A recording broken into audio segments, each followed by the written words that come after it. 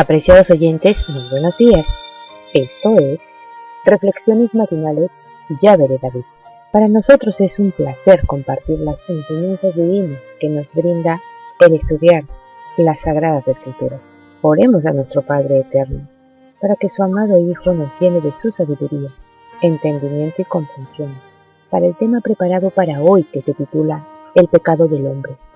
El texto bíblico se encuentra en Romanos 5:12, que dice: Por tanto, como el pecado entró en el mundo por un hombre, y por el pecado la muerte, así la muerte pasó a todos los hombres, por cuanto todos pecaron.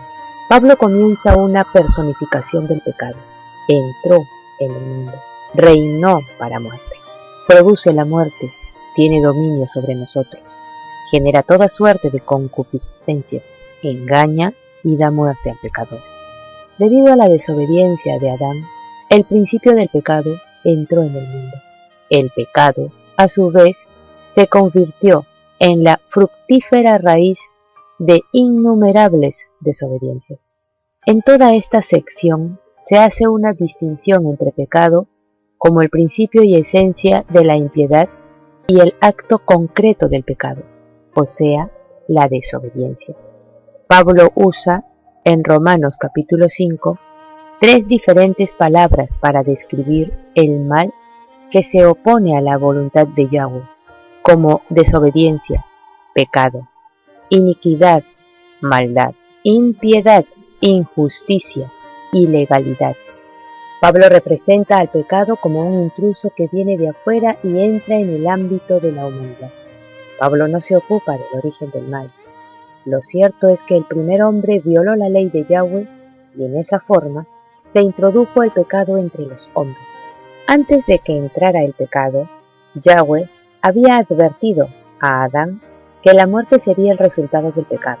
Y después que entró el pecado, Yahweh pronunció la sentencia: polvo eres y al polvo volverás. Entonces, el pecado entró en el mundo por medio de Adán, y la muerte fue su consecuencia. Antes de la transgresión de Adán no había pecado ni muerte en este mundo. Ambos se presentaron después.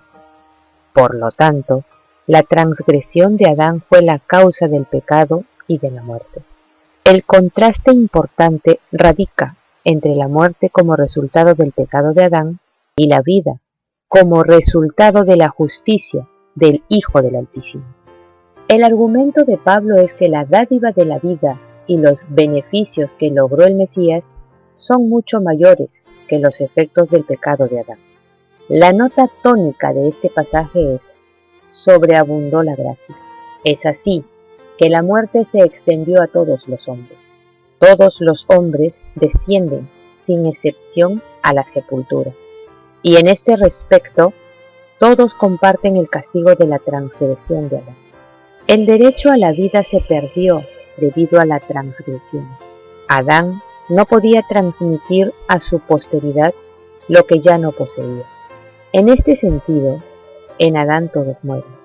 Si no hubiera sido por el plan de salvación, el resultado del pecado de Adán habría sido la muerte eterna.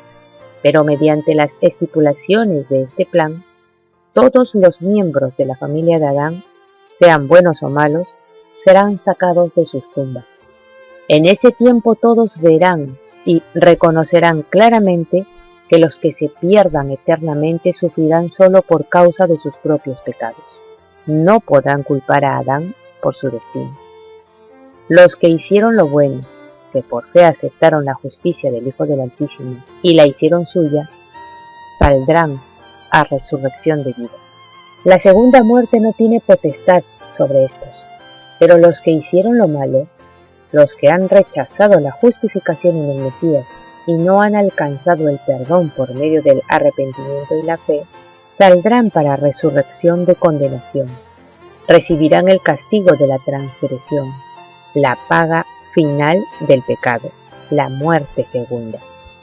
Cuando Adán y Eva se rebelaron contra Yahweh, no solo perdieron su derecho al árbol de la vida, lo que resultó inevitablemente en su muerte y en la transmisión de ésta a sus descendientes, sino que por causa del pecado también se depravó su naturaleza, con lo cual disminuyó su resistencia al mal. De esa manera Adán y Eva transmitieron a su posteridad la tendencia al pecado y el sometimiento a su castigo, la muerte. Por su transgresión, el pecado se introdujo como un poder infeccioso en la naturaleza humana antagónica a Yahweh, y esa infección ha continuado desde entonces. Debido a esa infección de la naturaleza humana, que se remonta al pecado de Adán, los hombres deben nacer nuevamente. En cuanto a la transmisión de una naturaleza pecaminosa de padre a hijo, debemos tener en cuenta que es inevitable que los hijos sufran las consecuencias de la maldad de sus padres, pero no son castigados por la culpa de sus padres, a menos que participen de los pecados de ellos. Sin embargo, generalmente los hijos siguen los pasos de sus padres. Por la herencia y por el ejemplo, los hijos llegan a ser participantes de los pecados de sus progenitores.